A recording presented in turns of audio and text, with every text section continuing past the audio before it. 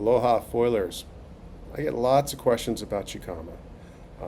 Not only about what type of place it is, but really what type of gear to bring. It's a persistent question that people have. It's a unique place, and I do use specific gear when I'm there. So hopefully you guys will find this video helpful on that front.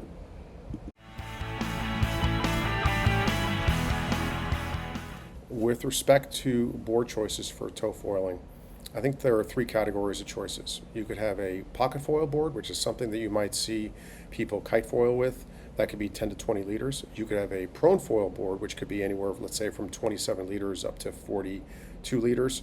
And then you could also have your wing board, and whatever you wing with. It could be 50 liters all the way up to, let's say, 90 liters. If you use a pocket foil board or you use a wing foil board, you just want to make sure to stay outside of the brake zone. The reason is that a wing foil board will be likely difficult to duck dive to get out past the breakwater. Alternatively, a pocket foil board is difficult to paddle on. You can't really lie on it that easily and swim out. And that's really why I gravitate towards a prone foil board. I'm using a 38 liter prone foil board generally when I go down there. It's something I can paddle into a wave on and get up on. I can duck dive it. I can get outside the brake zone. And I find that to be the most versatile. And later on in the video, I'm going to go over some basic skill requirements or prerequisites that I recommend that people have before they go, just to make sure they have the most enjoyable time while they're down there.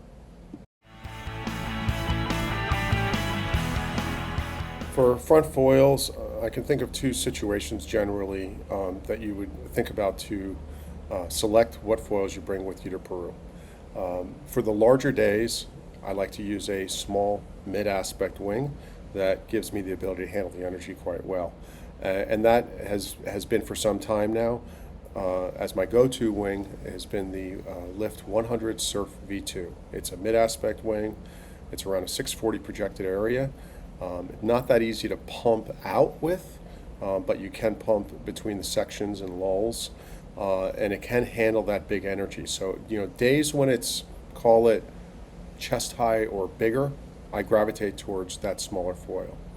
Most other days, I do like something that I can pump.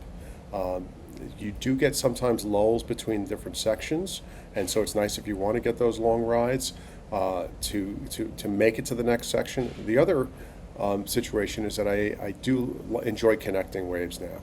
And my most recent trip, I took as a demo that Damo had given me the Lift Florence 130 X.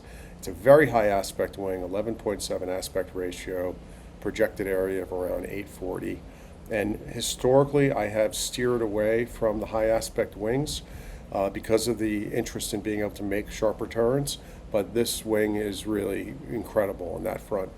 It's not hard to turn, and it's got incredible speed. And I know it's been marketed initially as a downwind foil, but I really think it's incredibly versatile, and it has effectively replaced my 150 high aspect X as a kind of a do-it-all or Swiss Army knife type foil. With respect to tails, when it's larger, I'm generally on the 100 Surf front wing, and in that case, I like to have a longer tail or a tail with a longer fuselage. And in my quiver right now, I have the 21 Flow, and that gives me a tremendous amount of stability when I'm in the larger energy. When it's smaller, I am typically on the 130X, as mentioned before in another segment, and in that case, I'm gravitating more towards the 26 Carve with no extender on it. If I had a smaller carve tail, I probably would go for it. Right now, the 26 Carve is working really well for me because I can still pump it really nicely, and also get those turns in. And I would say it really opens up that foil with the short fuse.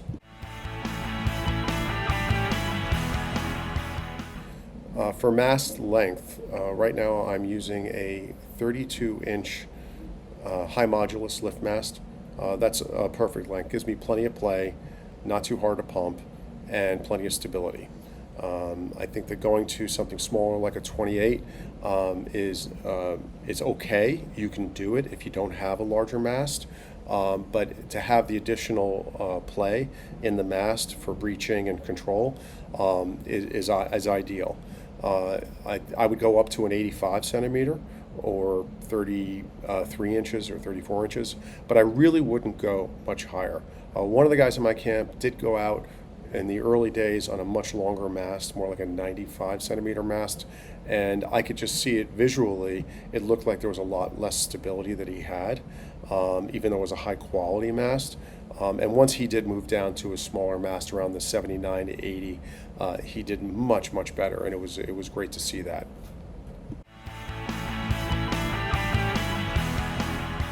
For your wingboard choice to bring down to CHICAMA, the most important thing is finding something that you are comfortable with and that you can consistently get up onto foil easily in 15 to 20 miles an hour. Historically, I've always been taking down my 60-liter Armstrong at 195 pounds. It serves me quite well, and I have a lot of confidence in the ability to get up on that. I have ridden smaller 39-liter type sinkers down there. The wind is a little less consistent sometimes, so you might be waiting around for that gust to come to kind of get you up out of the water. But once you're up out of the water, you're golden, and especially if you're on a really small board. If you are still riding a much larger board, that's okay. You could take a 90-liter, 100-liter, 110-liter board. That's fine. But the recommendation is to go as small as possible to really make the wave riding experience that much more enjoyable.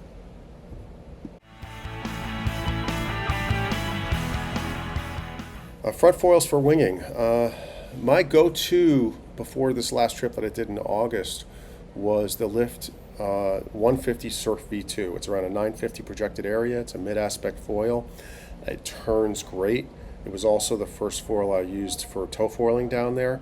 But I didn't take it out of the bag. In fact, I donated it to one of the boat drivers down there because I was really using only the Florence 130X, which is a tremendous wing. And historically, while I've gravitated away from high aspect wings for winging, this thing is unbelievable, especially once paired with a short fused tail. Worked really, really nice. And that's about a projected area of 840, and I'm 195 pounds. I had no problem getting up on it.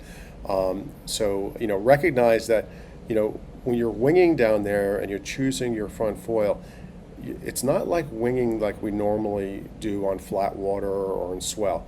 You're basically just you're just using the wing as a taxi to put yourself on a wave, to foil on a wave. So ultimately, the foil you want is one that you're going to be comfortable with and enjoying the most for wave riding.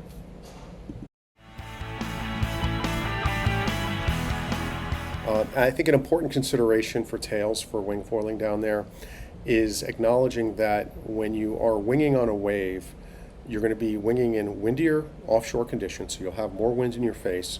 You also are going to have a wing behind you that provides a lot of drag. So you're not going to have the same level of speed that you would if you were tow foiling in the morning with no wind pushing against you and with no wing dragging you.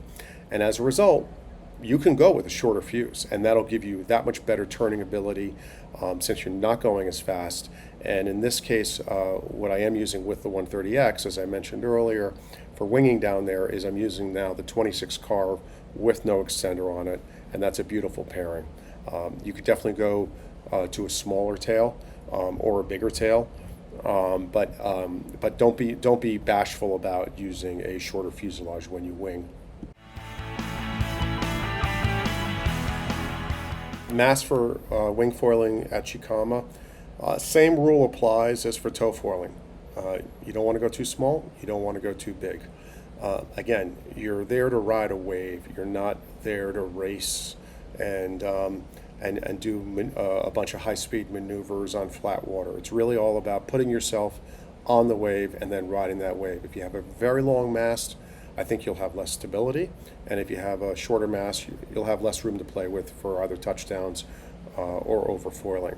So I'm using either my 32-inch lift high modulus or my no limits 85 centimeter. I would not go bigger than the 85 centimeter or smaller really than the 32 lift, which is around 80 centimeters.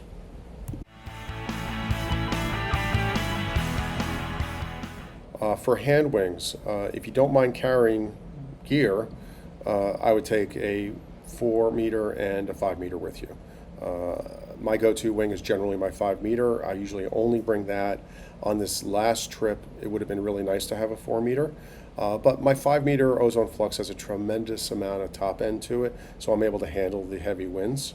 But bear in mind too that you can go much smaller on your wing depending upon the volume of your board and your weight.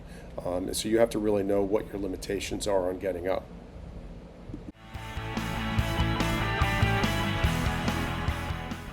Before going down to CHICAMA, it's really helpful if you have some basic skills down. Not just because you might be sharing resources like boats with other people, but also if you spend a lot of time and money to go down to a super special place like this, you want to get the most out of it. You want to hit the ground running day one. So it's really worthwhile to invest the time beforehand to make sure that you're ready for the trip. Wing foiling is pretty basic. If you can get up on foil consistently and make your jibes, go upwind, switch feet, those are kind of your core skills. Do you have to be an expert tacker? Do you have to be doing race jibes? No, you don't have to do a lot of that stuff. Just to have the basic skills, comfortably riding, consistently getting up, that's what's key. Tow foiling is a little different, and it also depends upon the type of board that you're going to bring. My recommendation is to learn how to do a sink start if you are using a prone foil board or if you are using a kite foil board. If you do a wake foil style start, that is going to be more intense on your body.